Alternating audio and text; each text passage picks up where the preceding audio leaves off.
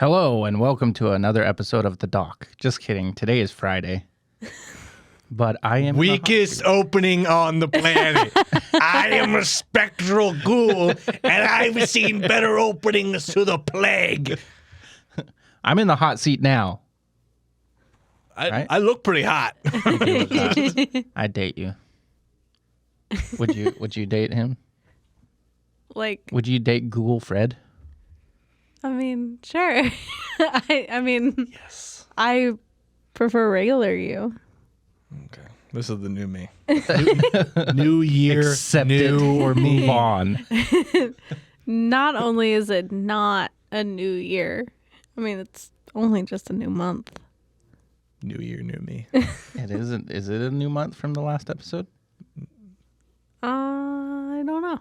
What day is it? September the 8th. No. No. So it's not even a new month. It's not even a new month. Yeah. We're all fucked up. Yes. Welcome to Hot Graves and Omens. Hello. Usually, I'm where Marty sits, and I'm not a spectral ghoul. Well, I am a ghoul, but not like this. Now, Marty's in my seat. I am here. Taylor's in her seat. Hi. She is there. I didn't move. Collectively, We are here. we're in our seats. We're here. Yes. We're in seats, just not our usual seats. Yeah. To start off the podcast, y'all, I do have some clips that I want to show. These are just some fun UFO and alien phenomena clips. Oh. As you can see, that's not at all what I wanted. If you're watching the podcast, ignore this part. Listen, I'm not gonna change. It's fine. There we go. Look at that. Cool.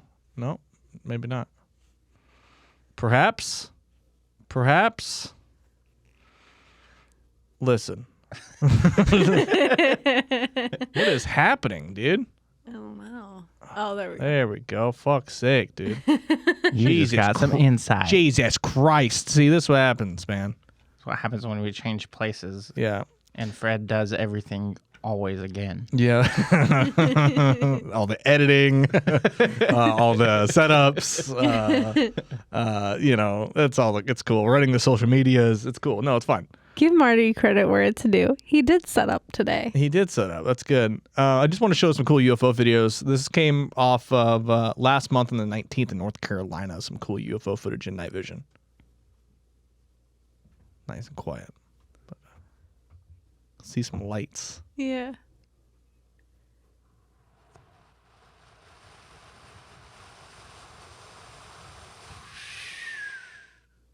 Look at that, dude. Comes into a triangle. Damn, that's pretty cool. Whoa. Triangle UFO. Pretty cool. And they kind of move in this really unique pattern, you know? Yeah. It's almost like they join together. Third one isn't moving. This one? Yeah. Maybe it's the mothership, dude. Look at this one. That's a mothership. Look at this. Orb.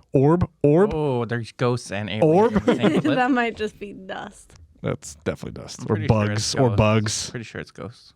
Ghosts and aliens in the same clip. But yeah, it's just a fun, simple UFO video that I just loved. And got another one that came out also last month, at the end of last month. What the fuck is that? Now it's got two lights on. And this is, again, one of the most British UFO encounters. If you can't already tell by what I can only describe them as chicken noises.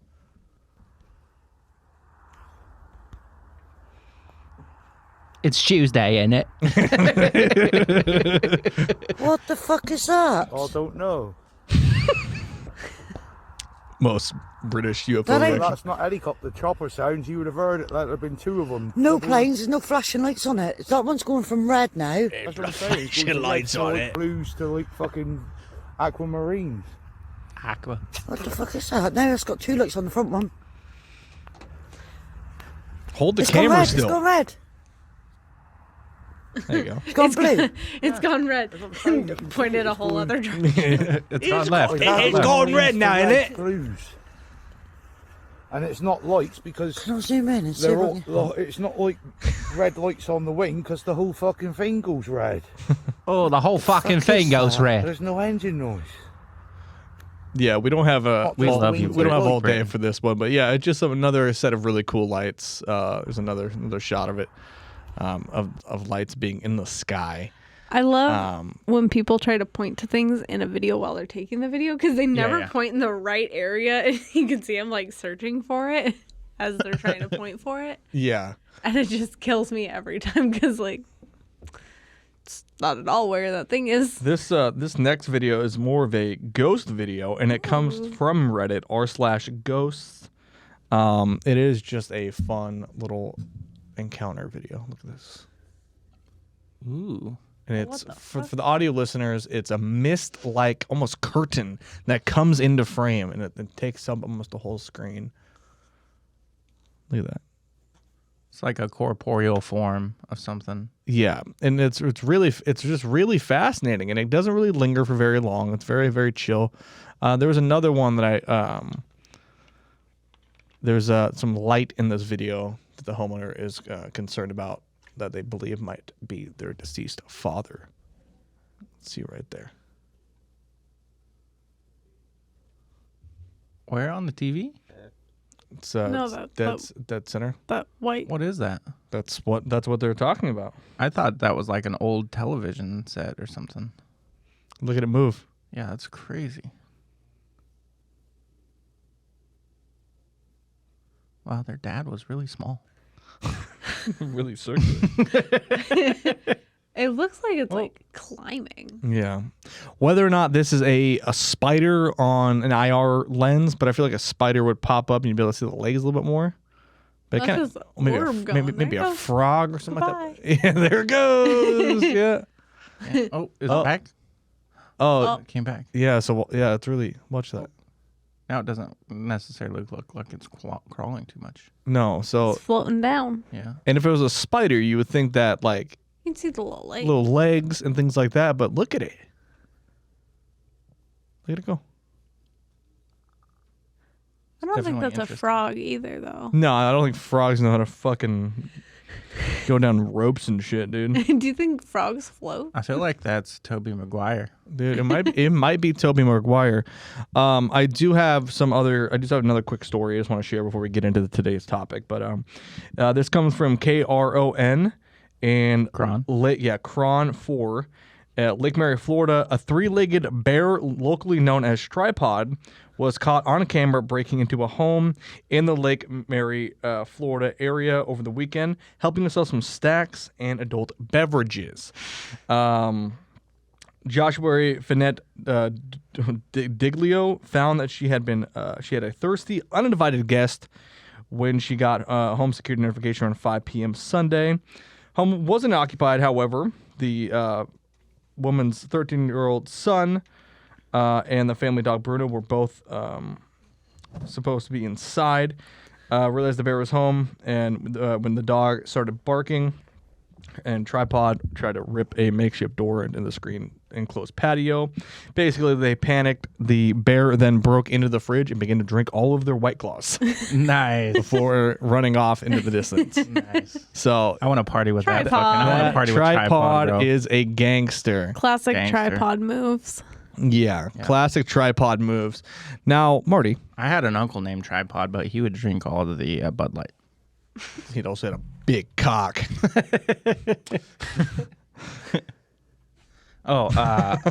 Yeah, he did.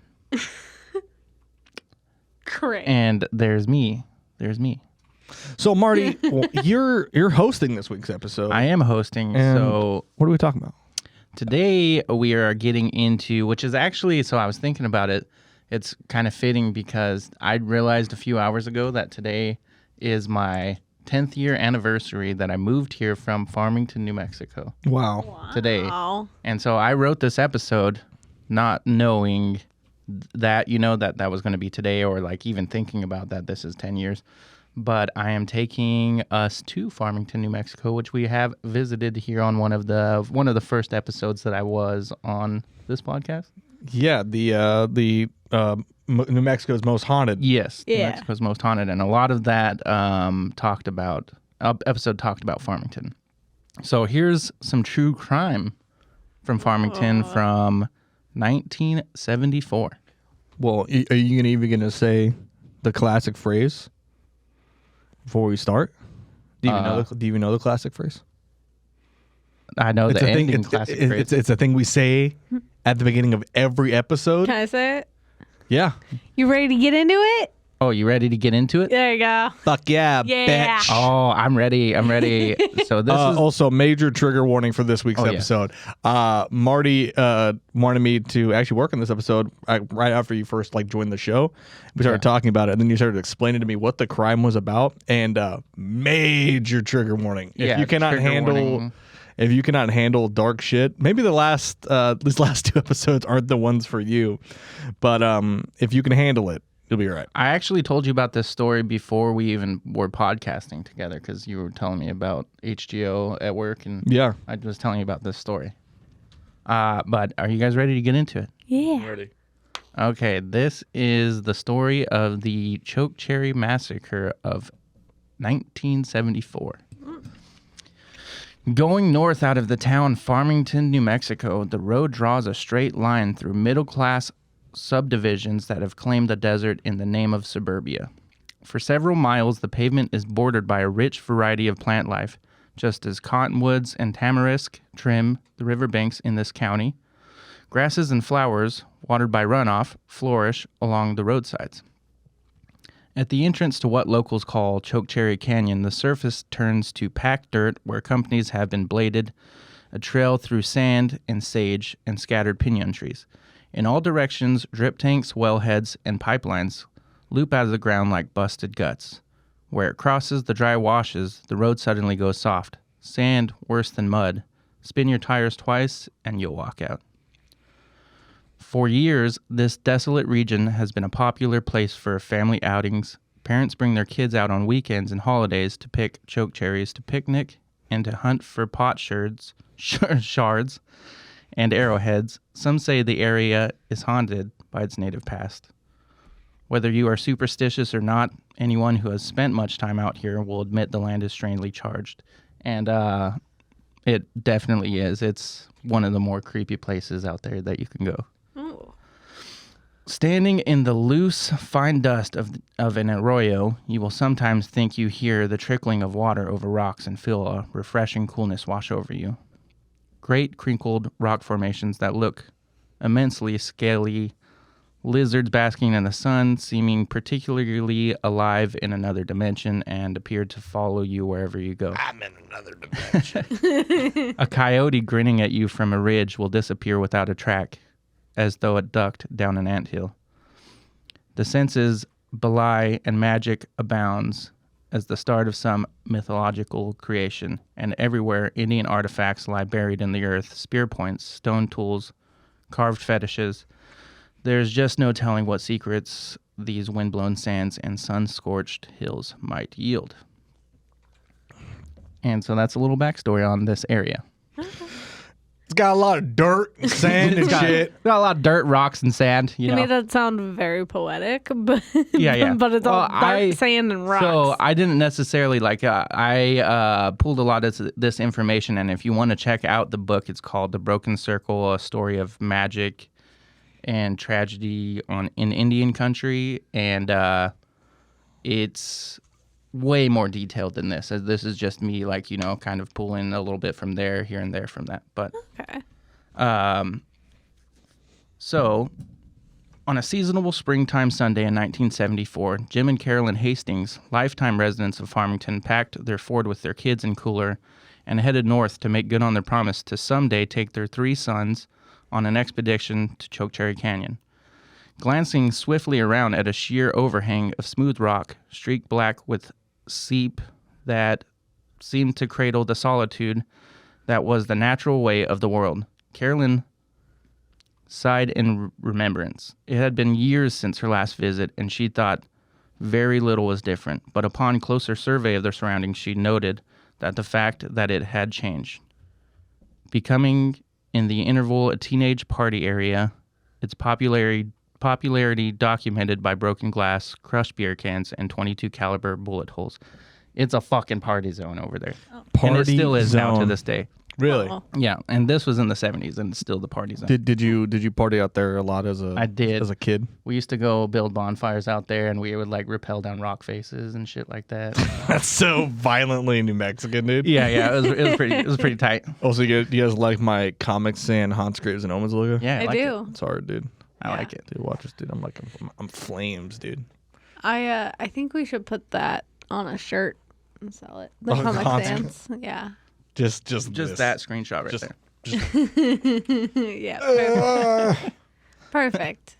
So the litter also included a pair of black work boots she suspected must have been left behind after a wild time the night before. Spotting what appeared to be a clump of sagebrush piled on a mound of rocks, she headed that way to see if there were any dry pieces. Her eyes roamed around the area she walked because she could smell the sage was strong here. So she was standing beside the brush pile before she looked down and saw those were not rocks underneath. She jumped back, letting a horrified cry. "Jim!" Her husband was standing about 25 feet away down a sandy wash, and he started running towards her. So did her kids. They all thought she had been bitten by a rattlesnake. She felt her husband's hands on her shoulder. "What's wrong, honey?" Swallowing deeply, she steadied herself and gestured towards the sagebrush. "There's a dead Indian over there." He looked at her closely, and when nothing in her eyes backed off, without saying a word, he turned and started walking slowly in the direction she pointed. As she watched him go, what she seen under the sagebrush began to take clearer form in her mind, developing like a Polaroid print. Without checking any vital signs, she knew the man was dead. Anyone would have known that just by looking at the body. Because it was naked, she had been able to see it was mottled with bruises, and the bloody damage to the head looked like she imagined it if it was where the man had been shot. Jeez. It had been a slow month for crime in San Juan County. That's where Farmington is. Arson was suspected as the cause of the fire at the Herman Miller farm that destroyed 3,000 bales of hay. Deputies were investigating a report that a 17-year-old girl had run away from home. There was an attempted break-in at the Red Geller Cafe and vandalism to a country-owned Caterpillar. But nothing out of the ordinary until dispatchers at the sheriff's department received a frantic call from Carolyn Hastings. Deputy Bruce Brimhall, who thought of himself as a farmer, and as moonlighting responded, and because this was not your normal Sunday afternoon, check it out. Undersheriff Doug Brown was also called. It looked something sensational to bother the sheriff on a weekend, and the discovery of the dead Indian didn't quite qualify. Hardly a day went by that the sheriff's office wasn't called to pry out one from a car wreck, piece by piece, or scrape one off the highway where he wandered like game and they didn't know better.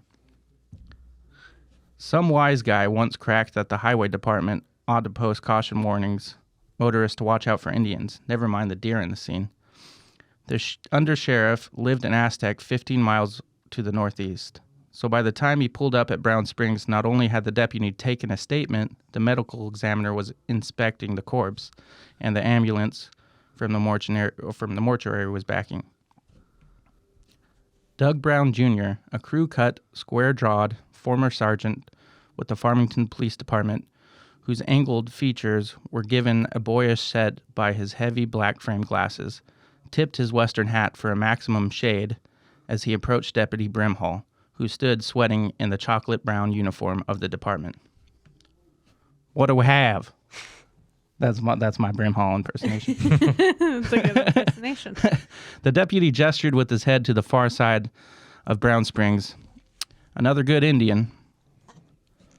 Set in permanent sun squint, Brown's pale blue eyes took a hard sheen of old pawn. "Show me." When the deputy lifted the branches of drying sage gingerly, as though they formed a blanket on a sleeping man, he did not want to wake. The undersheriff grimaced and exhaled quickly, as if to rid himself of bad air, so strong the odor of alcohol. Taking a step back, he inspected the lifeless form laying down in the dirt in front of him, from a remove that allowed him to take in the entire body at a glance. It was an Indian, all right, an obese, powerfully built man. The medical investigator would give him the precise cause of death, but Brown didn't need an official report to tell him the obvious. The man had been beaten, he had been burned, and his head had been crushed with rocks. His brooding eyes settled on the grisly detail. The face was all puffy and mashed at the same time, like a pumpkin carving after a freeze. Then another, rocks, stained with blood and hair, were lined up alongside one side of the body as if someone had it in mind to make a bonfire of the man. Pausing long enough to allow the implication as well as the specifics to sink in, his guess was the victim had been dead less than 12 hours because he wasn't all discolored yet and the swelling was minimal. It was a difficult crime scene to work. The trash was everywhere, and it was hard to separate the tracks had been left by kids out partying previously, what had been put down by the Hastings family, and which were pertinent to the crime. Combing the area for evidence, Brown was able to determine that what had become of the man's clothing. The black work boots appeared to belong to the victim, and between them his final resting place were several fire sites where, among the ashes, he found the burnt remains of nylon shirt and blue jeans.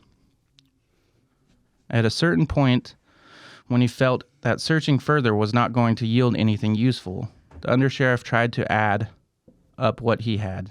Standing on a jut of rimrock, which he could see at great distances of windswept desert given loosely napped by the sparse vegetation, he lit a Winston and pressed himself up with some theory that would explain the grotesque and act of homicidal violence. Any time you found your victim undressed, you suspected they were faced with a sex crime, and there was no doubt sexual overtones were present here. As the body had been rolled onto a stretcher, Brown noticed that the man's groin had been gigged by a sharp instrument, and the tip of his uncircumcised penis had been charred like a candle wick. Jesus. It's pretty fucking gnarly. That's pretty fucked up. Yeah. Trying to imagine what would have driven someone to such extreme brutalization of the private parts, he speculated that possibly the fellow had been caught fooling around with the man's wife and had been away to even in the score. Grinding a hole in the sand with his boot heel, Brown buried the Winston butt so it wouldn't be mistaken for evidence by others who might rework the scene. There was nothing else he felt he could do until the dead man had been identified. There being no pockets to search for a wallet, he knew that the knowledge would come from fingerprints were matched or a family member reported the victim missing. The undersheriff glanced at his watch. It was almost 5. He didn't hurry. He'd be late to his family get-together with his mother-in-law. After instructing the deputy to take the evidence that he had been gathered, he said he'd compile a written report in the morning and returned to his day off. It was 6:20, and Brown had sat down to eat when the phone rang. "For you, Doug," his mother-in-law called. "Who is it?" Brown asked. "The dispatcher." "What is it this time?" he growled as he took the phone. "You're not going to believe this." He was listening to what she had to say, and she was right. "I'm on my way," he said, and he hung up. But first he called Lieutenant R.B. Miller, next in command under him. As Brown would comment later, "When things double up, I want hands." To a sheriff's office that prided itself on Western informality, some deputies suited up. Some were known to go plainclothed, depending on what they had to clean or clean to wear. Lieutenant R.B. Miller brought an impeccable militaristic bearing. The R stood for Rufus, but everyone called him Bob. And he was a hefty 6-footer, 45-year-old age, whose drawl identified South Texas as his birthplace and whose jowls and deploys all but fitted him in an overall biv. I don't know what deploys is, but... I'm not sure. I'm more hung up on the fact that this guy's name is Rufus, but they call him Bob. yeah. R.B. Well, probably his middle name because R.B. Miller, so probably Rufus Bob Miller. Maybe. I don't know. Yeah. I was just like, how do you get Bob from Rufus? Yeah, probably his middle name. That doesn't make any sense. But you weren't going to find a straw in the pockets of his uniform. From the spit shine on his western boots to a snappy cream-colored Stetson, whose brim had been trimmed down to 3 inches. Case of wind come up and doesn't blow off easy. He embodied the average person of a Western peace officer. A gentleman who owned a moral streak that referenced or that referenced a decade of honorable service in the Marine Corps before he turned to law enforcement, Miller brought the same standards to his work, or to his police work. You want to be a good cop, rookies were told, watch the way Bob Miller does it. When he walks away from a crime scene, every scrap of evidence has been collected. All vital information has been properly recorded and precise measurements have been taken. Every lawyer could reconstruct the scene from his diagrams. Some said his obsession for thoroughness was his downfall when the time came for promotions because it showed up to his superiors, but come a showdown or a shootout, or whenever it was time to tighten things up at the sheriff's department, Lieutenant Miller was called to the rescue. Miller arrived at the scene at 6:57 p.m. In a small black book, he jotted down notes of the physical surroundings. It was a remote area, 2.5 miles north of the city, a small basin dotted with cedar and pinon trees, and identified a 30-foot-high sandstone bluff, like a bay in a rock coastline. The location was approximately 1.5 miles east of Brown Springs. While the undersheriff briefed him on the details of the case he had investigated earlier in the day, Miller scanned the area, a grim expression remarkably silent on the situation that had developed prior to his arrival. Apparently, the report had been received by the dispatcher of the Farmington Police Department, and when she had broadcast a request for assistance on the police radio band, everyone with a badge and a gun, highway patrol, city police, off-duty deputies, headed north, trailed by a volunteer force of private citizens who had nothing better to do with their Sundays than monitor the police frequencies on scanners, picking up on fire, accidents, and racing out of the scene. That's not changed Yeah. since the 70s. Yeah, it's still the same. Yeah. And doing what came naturally to a car-driving crowd converging on a spectacle, they had driven as close to the scene as possible before parking and walking right up to the object of curiosity. Someone in authority should have taken charge, cornered the area off, initiated the appropriate steps to protect the integrity of the crime scene. That was elementary, and that had not been done. So it was with dismay that Miller observed at least 24 citizens swarming the area, paying no attention to where they were walking, carelessly flipping cigarette butts, possibly destroying evidence, certainly contaminating the scene, and more uniformed officers milling about than there was needed for. Approaching the center of activity, Miller wondered who was responsible for the fiasco. Then he saw his boss, Sheriff Dan Sullivan, storming around, and it all made sense. Although the sheriff was blooded in law enforcement, his grandfather has served in sheriff when New Mexico was still a territory, and that was before 1911. Jeez. So Miller had always thought of the man more as a politician than a lawman. In his opinion, Sullivan's folksy, good old boy manner had won 4 elections to high office, not his crime-solving abilities. It would have surprised him to find the sheriff selling tickets. Bob, Sergeant Gill of Farmington Police Department, greeted with a friendly salute. Then he had been the first officer to arrive on the scene. Gill, the primary jurisdiction belonged to the county. Or Gill knew the primary jurisdiction belonged to the county. Nodding towards 2 men in T-shirts and Levi's, he said, "Those are the ones who found him." Then he tossed his head in the direction of a group of uniformed officers standing 30 feet away and in a loose, huddled around figure lying on the ground. The undersheriff headed that way. When Miller strode over to the 2 men, "I'd appreciate it if you go over what happened today from start to finish." They said they had come up the canyon to go for a hike. They parked their car about 100 yards west of here and were walking along the top of the bluff when they saw the body below. They left immediately, notified the police, and drove back with an officer. After he had taken it all down in his notebook, Miller asked, "Did you see anybody else in the area while you were here?" Both nodded. They remembered seeing a Ford pickup, a 72 or 73 model, white top and blue base. It stayed in their mind because the driver had made several passes before stopping near the car and looking it over. It made them suspicious, but then he drove off, and that was the last they saw of him. You get a good look at him? Too far away. Anything else? Just a shake of the head.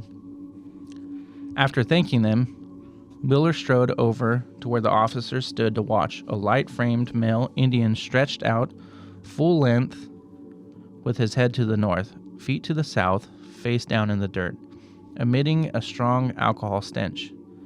His top half was dressed in a white undershirt, a brown pullover, a blue jacket, and partially burned. He was naked from the waist down. There were 3 large rocks laying on the east side of his head, 2 river rocks and 1 sandstone type. Each was stained with blood and tufted with hair, identifying them as instruments that had probably been used to bludgeon the man to death. Adding a grotesque touch to any to already ugly scene, a glob of melted plastic filled the crease of the man's buttocks, which had been splotched where the skin had been scorched by fire. Jesus Christ. It's pretty gnarly. When you originally, because we were talking about it in the living room, like before when you were writing this episode, Yeah. when you were reading this book, you were talking about how the brutality of these crimes, and you only just briefly went into it, but man, dude, it's fucking inhumane. Yeah. It's like, this is just crazy, like how people could do stuff like this, but And it's going to get even more interesting in the second episode. yeah. So, we'll get there, but it does definitely get more interesting. This is a crazy story.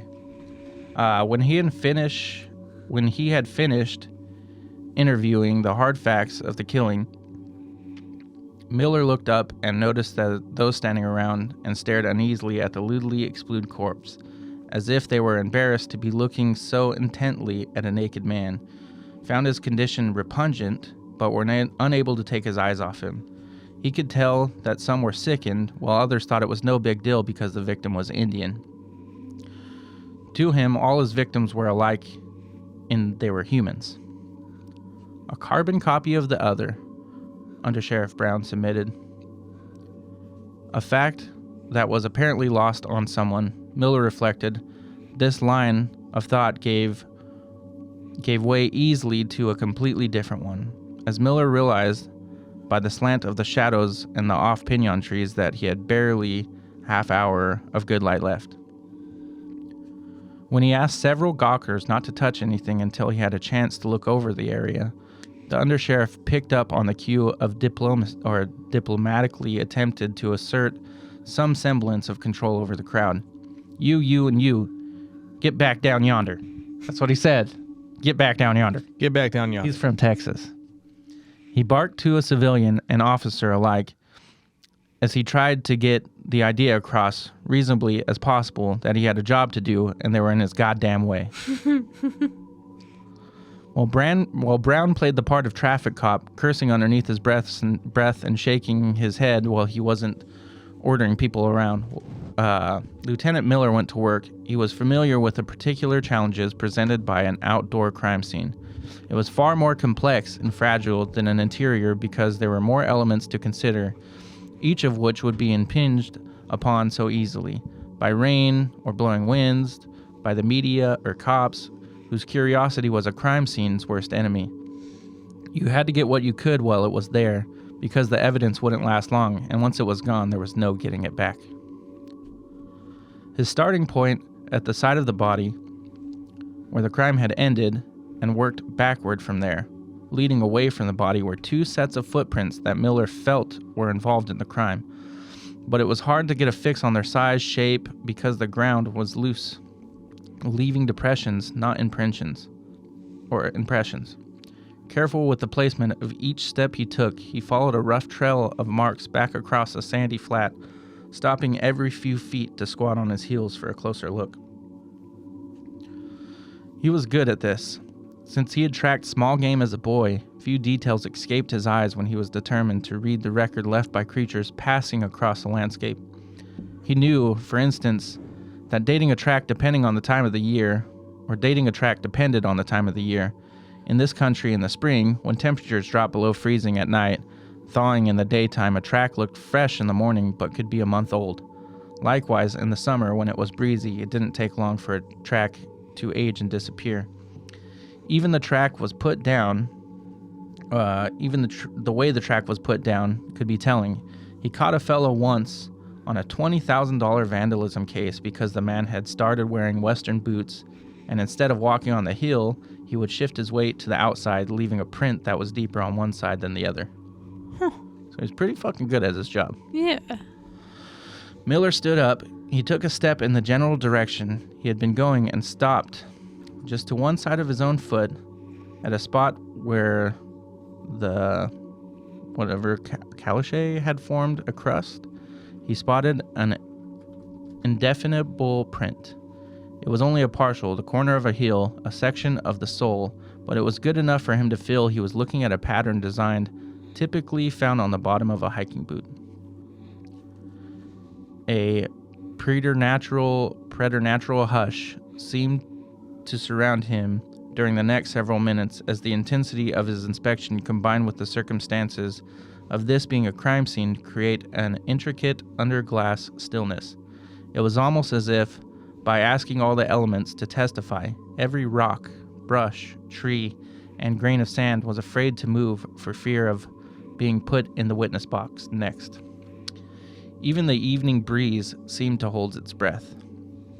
He took several more steps and stopped again, staring down at a complete print, whose distinct markings identified it as a boot that was described in popular vernacular as a waffle stomper. On his hands and knees now, he studied the markings and was able to make out 6 distinct stars in the sole of one of the heels. Miller looked up and around. The sheriff and an entourage of officers were off in another area entirely. It was in the wrong place to look, and for once he was grateful for Sullivan's incompetence. Stupid sheriff. After framing the track with limbs so no one would accidentally trample it, the lieutenant moved on with his search. Several feet further on, he discovered a fresh depression in the ground of approximately the same dimensions as one of the large rocks by the body. Around its edges, positioned in a way you would expect someone who had retrieved the rock, with a series of prints that looked to have been made by a boot with a slick sole and a pointed toe. Looking back toward the body, Miller saw the likelihood that the soft prints he had previously found indistinguishable belonged to someone wearing cowboy boots. Pretty good. Yeah. Yeah. Yeah. I was able to kind of go and find a photo of Farmington in the 1970s. Get you guys an idea of the view and the mindset of these detectives, and they could have been at this this bar or restaurant thing, gotten the call, headed down to the crime scene. Yeah. Yeah, it's a pretty desolate place. Still to this day, it's not like there's still just a lot of fields, and there's a lot of places that you could hide a body out there for sure. Do you think that building still exists? Yeah, I do. I think it's Bernie's. Bernie's. I think it might be Bernie's restaurant. Interesting. Just from the look of it. So there were 2 of them. He was thinking when he heard his name urgently called by the undersheriff. Approximately 200 feet from the body, Brown had discovered evidence of where the whole massacre business had probably started. A scooped out of place where somebody had wallowed in the sand, a pair of light brown sunglasses broken in half, 1 black leather quarter shoe, 2 socks, more large rocks splashed with blood, and a puddle of blood in which the tread of a waffle stomper was imprinted like a fossil in the mud. Excuse me. My apologies. A single 4-pointed star in the heel, 6 of the same in the sole. Lieutenant, over here. Just west of where they were standing, at a place where cars could park but none had on this evening, another deputy had located a set of tire tracks, as pronounced as skid marks, and beside them, drawn in the dust like a diagram for dance step, more sets of waffle stomper prints that Miller would recognize anywhere now. Glancing at the fading light, Miller's long legs took him swiftly to his vehicle, where he retrieved a pack of plastic evidence bags and his camera.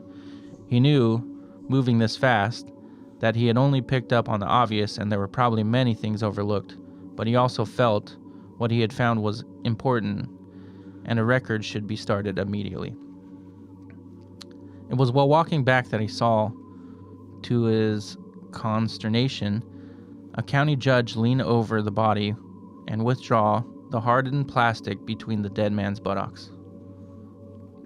Miller was not able to walk over, take it from him, and stick it back, but he didn't feel that the body should have been tampered with, and it distressed him no end to think that other relevant details had already been altered or lost. He started at the tire tracks, first taking measurements of the distance between the tires, both width and length, from which he was able to tell if he was looking for a mid-size or full-size vehicle. Next, after laying a wooden ruler across the track and his gold star beside it for identification purposes, he snapped several pictures using his Polaroid flash camera. He knew this information wasn't the lock and key type and wouldn't do much good until he had an idea of who the vehicle belonged to, but once he did have a suspect, it could turn out to be an incriminating link to the crime scene. Any tire was going to have a certain cut and nicks that differentiated it from every other tire, sort of like fingerprints. A good photo of a tire print could be absolutely matched to an actual tire. So you got one cop who is doing all the work, knows exactly what they're doing, and one who's like, yeah. I mean, the main sheriff's just there for probably like political reasons, you know? Yeah. Just showing face, but not really caring about the situation. Be it like a lot of people back then were pretty racist towards Indians, and this is what had happened like around. And this whole point was a turning point in the whole the Native American rights and stuff like that. Because shit's still fucked up there, but they're definitely, like, back then stuff was more segregated there too, just kind of how like it was, you know, the rest of the parts of the country. So this is actually a photo of the canyon where this guy was discovered, and you can kind of get a general idea of how desolate it is. And for the detective to be able to pick up on all those key things is incredible. Yeah. Because you have so much vegetation and rocks and things like that. And that is some hard dirt too. It's like it's not easy to make imprints in that dirt there. Yeah, without significant force. Yeah. From different angles, he then photographed the bloody boot print, making sure the camera caught its distinctive markings, and once again using the wooden ruler to show its exact length and width. He came up with a boot print that measured 3.5 inches across the heel, 4 inches at the sole, and 12.5 inches from heel to toe. Setting the camera aside, he collected blood and soil samples. If he ever did manage to find the boots that he had left the print, he knew he would find trace elements of the same. Knowing where the crime had begun, and having a body to inform him where it had ended. Sorry, I'm burping now because you guys made me do this. Dude, I'm telling you, it's that chair. Yeah. Just reading. You have to burp in that chair. Yeah. This is the burping chair. It's also there's a lot of just talking. It's just constant. Yeah. Burping. It's harder than I realized it is to just read. You know. Yeah. For an hour and a half. From the pool of blood, twin grooves, suggestive of drag marks, extended for almost 100 feet, and where they stopped, there were indications of a struggle had taken place. Starting at a blood-soaked patch of sand and a black pile of ashes from a wood fire, Miller bent over and stirred the debris with a stick, turning up several small pieces of brown material charred at the edges. The texture suggested the material came from a pair of brown Levi-type pants. He sealed the same sample in another plastic bag. From the evidence available, it was difficult to determine how the victim had gotten from the fire site to where his body was found. Miller felt he either was moving under his own power or was carried, as there was no drag marks present. There were signs he was down on the ground at least twice before reaching his final position, however. More blood, more charred material. After photographing the first print he had found, the lieutenant moved to the body itself, taking 3 pictures of it was found, and two pictures of it the way it was found, and one after it was turned over on its back. He had glazed into the faces of more dead people than he had cared to remember, and usually had no problem with adults. It was when it was kids that met their premature ends that he was capable of a strong rush of sentiment. The exception was homicide, where excessive brutality was involved. If a fellow wanted someone dead, there were any number of quick and easy ways to get the job done. Here, it was apparent the killing time had been intentionally drawn out, as his imagination choreographed the crime out of the props that he had left behind. One dead actor, he saw 2 mean men chasing a smaller third, pummeling him with rocks when he was down, torturing him with fire, and God only knew what else had gone on before the plastic had been melted on the man's buttocks. Jeez. He went no further with this line of thought. He knew enough to know that the man had been made to suffer, and it had been a prolonged and terrible suffering before he had been allowed to die.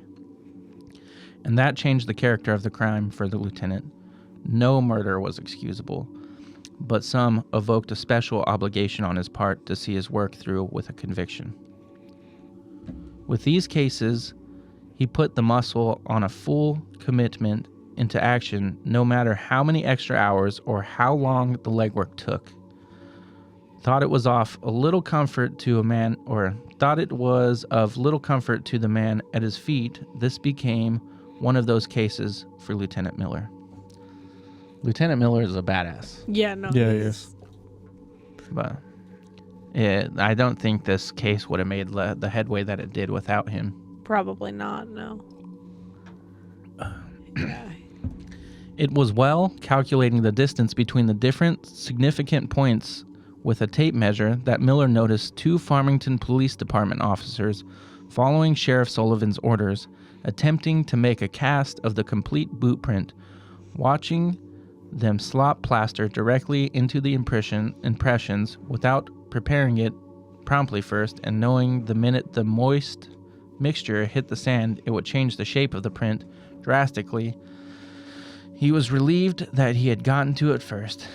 He had a feeling that what they came up with would be worthless, and he would be right. Jesus. Yeah. So this is the Chokecherry Canyon. This is where he was discovered, and you can see. I keep showing photos, So if you zoom in right there, like there's an indentation in the rock you can go in. Yeah. And it opens up into this big opening, and there's this place called the Witch's Circle where people do seances and shit. You know, it's funny because one of the photos, when you look up this place, they actually show people climbing inside of there. Yeah, into the Witch's Circle. Yeah, and so for the audio listeners, we're looking at where this man was discovered, and you can see truly how desolate it is. Yeah. And it's so desolate, which is really crazy. 'Cause, I mean, this was taken in 2007. It still looks like that. I was just there a few months ago. Too. And if when I zoom out, you can see how close it is to the city. Yeah. I mean, it's right there, but it's, And that road goes on for like miles into just nothing. Yeah.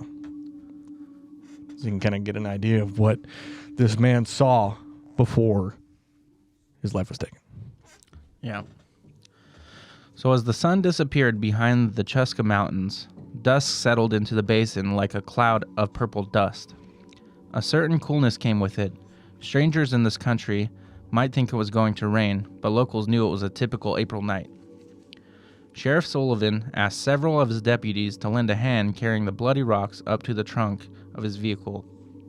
And then, after everyone who had no bruises or no business being there in the first place had gone home, a core group of officers congregated and tried to make sense of the mystery.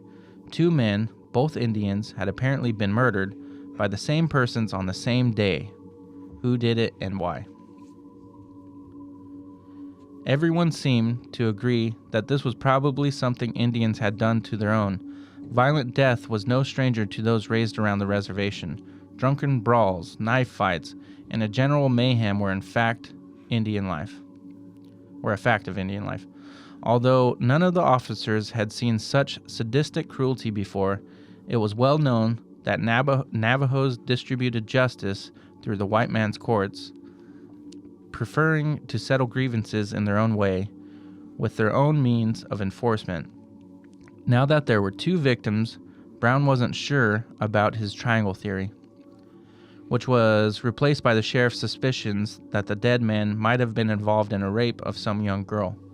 Although there were no active rape cases involving Indians currently under investigation, Sullivan speculated that the victim of her family might have preferred to keep the crime a secret rather than force publicity, exacting revenge in their own time and fashion.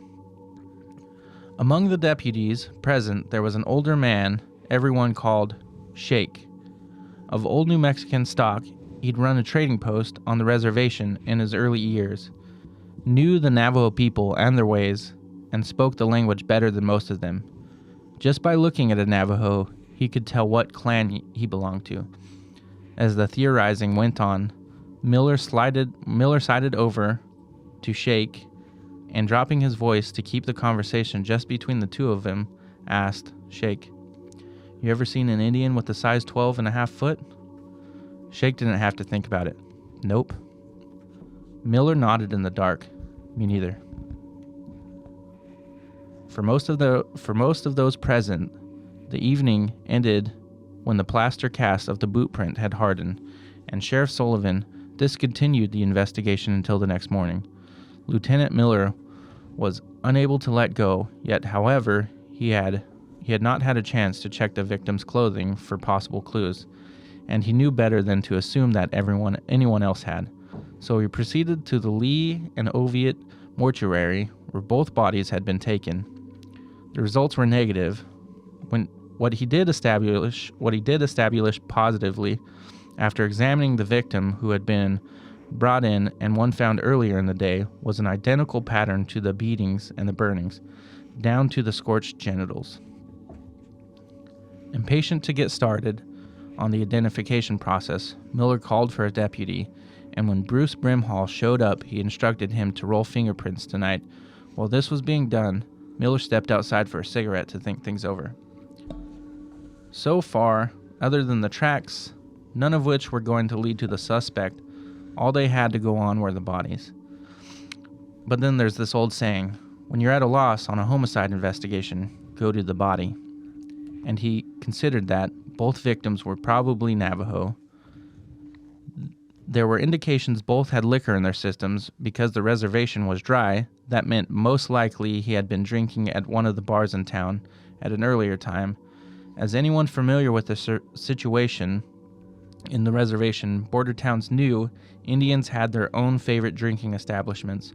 So if you wanted to go make on one of the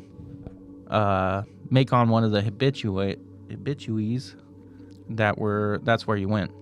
When he finished his cigarette, Miller went back inside. Done? He asked the deputy. Deputy, just about. Good. Then let's go see if we could turn up someone who knows these men. It was a tactic that he had used before to accelerate the identification process where there was a highway accident involving Indians and no IDs could be found. Round up a bunch of bedraggled bingers from Farmington's Indian bar scene and walk by the victim. A strained procedure at best, it was often productive and sometimes served dual purpose, turning up a name and issuing a warning about drinking and driving. As most reservation border towns, Farmington had its own Skid Row district that catered to the native clientele that on any given day or night appeared to be drinking its own way to oblivion. Picking them up in 2s and 3s and escorting them to the mortuary, Miller and the deputies walked them into the room where the 2 bodies were stretched on tables, draped with a sheet. One at a time, Miller pulled the coverings back far enough to get a good look at the face. No more. Miller did not have a trace of superstition in his bones. In his mind, people were attached to the earthbound agonies that ended at death's door. The idea of ghosts reaching out from the grave to hunt the livings belonged to a realm of fantasy and Navajo superstition. He knew that the dead were objects of horror for the Navajo because they believed an evil spirit remained in the corpse. So Navajo people believe that when somebody dies, all their hate and evilness that is within them stays in their body, and it haunts their body, and they call it a ch'idi, is what it's called. And they won't go around dead people. They don't have open casket funerals and stuff like that. And so the Navajo reaction to one had always struck him as half comic. No matter the state of the drunkenness, it shocked them sober. Their eyes would bulge as if they were seeing someone return from the dead to claim them, and they couldn't get out of the room fast enough. But before he let them out, they had to cooperate with the program. On this night, on the third run-through, he got lucky. A blary, blunt-faced Navajo man came fully awake before looking quickly away when Miller pulled the sheet down on the first individual who had been found. "You recognize this man?" he asked. The Navajo glanced again. He wasn't sure, which was understandable given the battered condition to his face. "Any idea who you might be?" The Navajo mumbled something that included the name John Harvey. "John Harvey, is that what you said?" The Indian nodded, and Miller wrote it down. "And this other?" He snapped the sheet down. "You know him?" The Navajo man, of fewer words than the lieutenant, shook his head and left the room before Miller could offer him a ride back to buy him a round of drinks. On the chance that the victim had been picked up for a prior event or offense, and with a name, he would check the file and compare prints. Miller drove up to the Farmington Police Department, which sat on a bluff overlooking the city. The prints matched. The first victim was indeed a Navajo named John Harvey.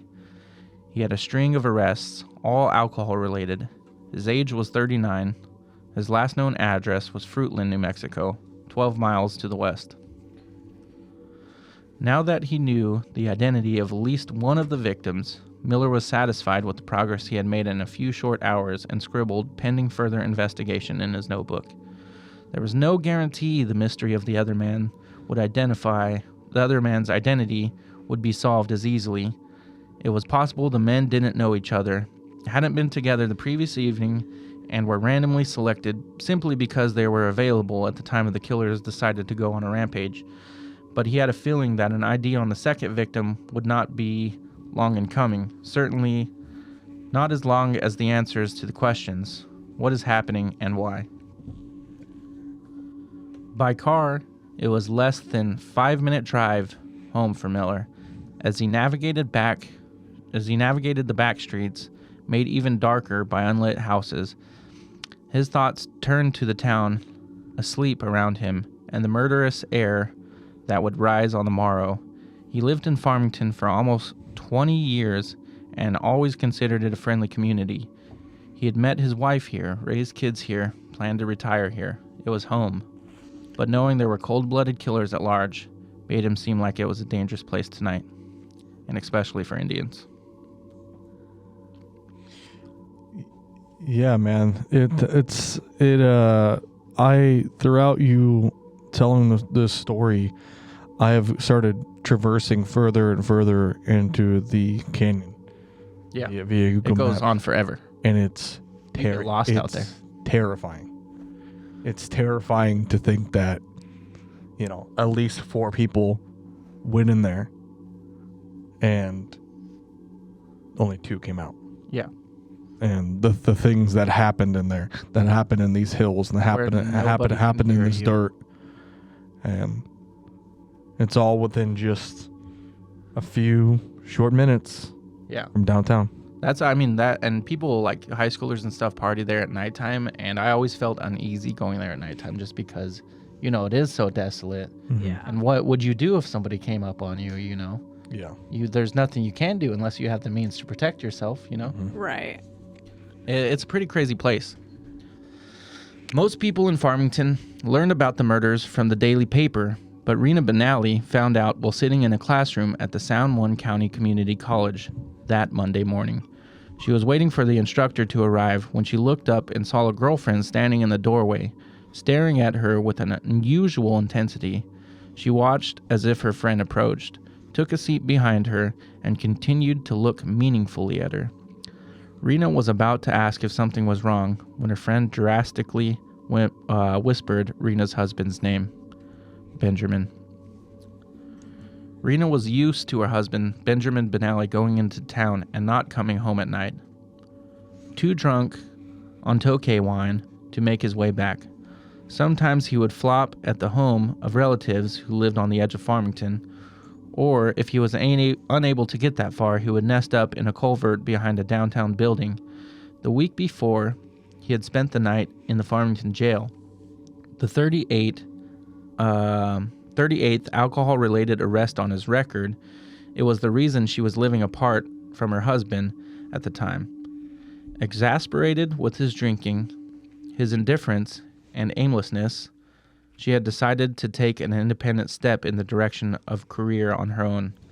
At 34 years of age, with 5 children to be responsible for, she had moved the family into a tiny apartment in Farmington and enrolled at the community college in an intensive clerk typist class that would prepare her for a respectable secretarial position.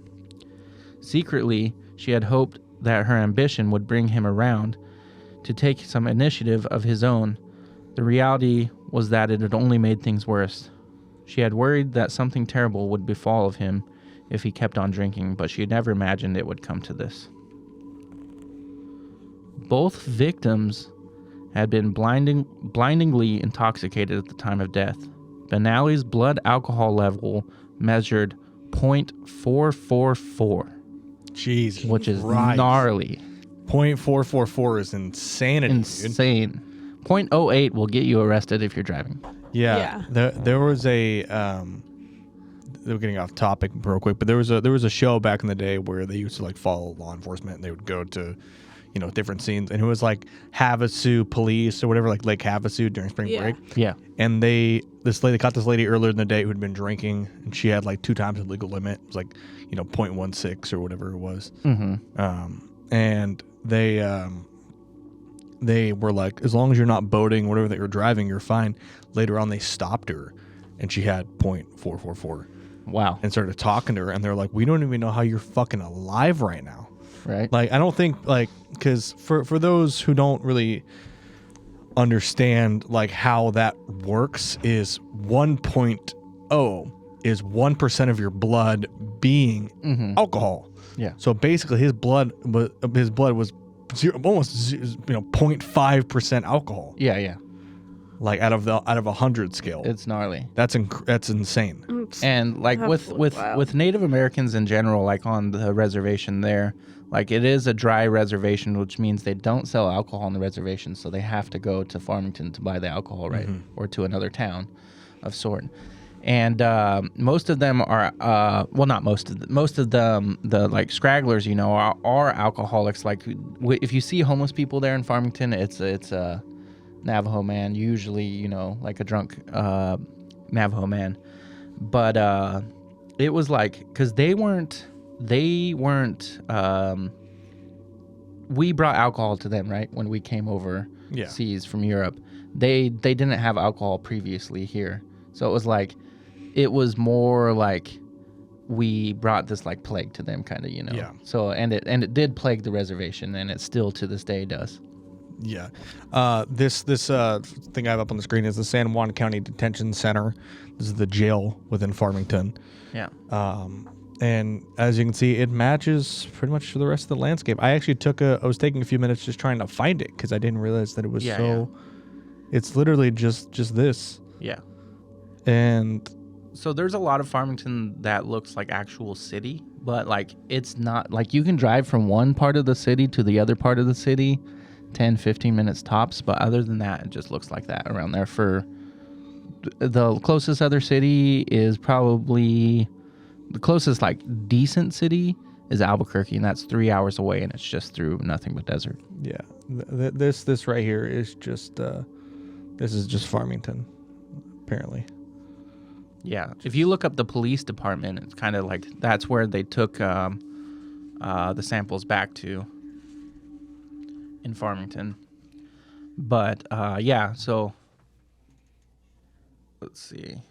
It's kind of right by the airport, and I used to work at the airport, so I'd go past the police every day. And it looks more city-like there. So this is probably the same building they had back in the 70s. Yeah, this is the same building for sure. And you can just, yeah, definitely. You can just kind of, this is where they're bringing back all the samples and everything and processing the individuals. Yeah, so if you go down the road that way a little bit. This way? Yeah, there's the jail holding facility on the right there. This one? Yeah, that's the holding facility. So if you look to the left, up that hill, there's a mesa that's flat on the top of that hill. That's where the runway is for the airport. Oh, interesting. So one time a fucking plane flew off of that, ran past the runway and went into that jail. Oh my God. Yeah. So this is where that guy it was 28 different alcohol offenses. Yeah. So this is where he would probably end up. I think it was 38. 38. Yeah, that's where he ended up. This is where he would end up, on a typical night out partying, and yeah, and that's what Farmington looks like. would just go down that road, and that was it. And that right there is probably about 10 minutes from Chokecherry Canyon. Wow. Yeah. Jeez. I'm still thinking about the airplane. Yeah. To the jail. It is a real thing. It happened. Like they just when I called. was a They're kid. like, "You're never gonna believe this." It was like a little Cessna, so it didn't do too much, and I think the pilot did die, but like it just caused some like damage, but it didn't like fuck shit up, Yeah. That's crazy. Yeah, because the runway, was just like it was a cliff on one end, cliff on the other, so it was like Yeah. a sketchy runway to land on. There's some sketchy runways out there for sure. This story is hitting particularly hard for me.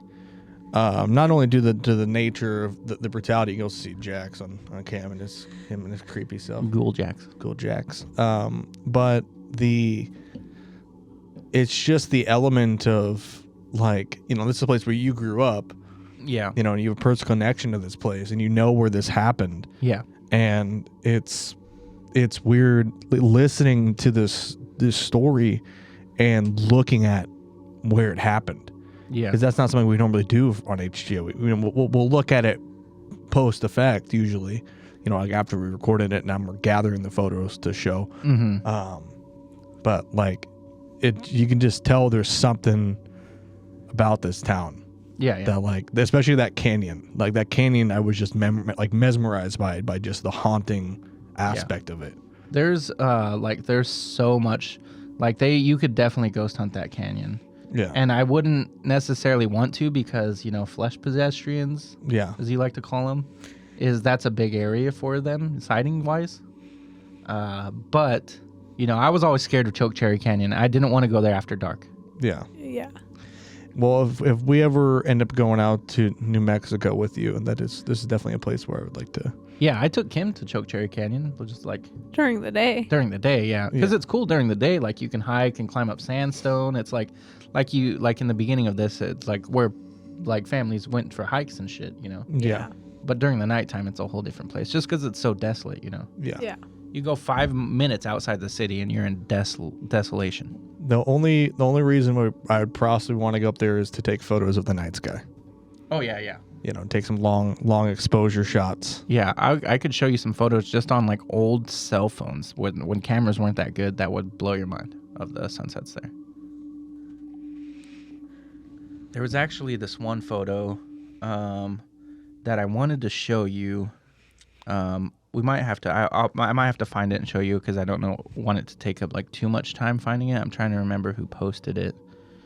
But it was Shiprock, which is the heart of the Navajo reservation, and it's this old rock that's just this rock formation that used to be a volcano a long time ago, and it's the heart of the Indian reservation, Navajo reservation, and there was a thunderstorm there, and someone got this crazy picture of upward lightning looking like it's coming out of the volcano. And this was just a few days ago.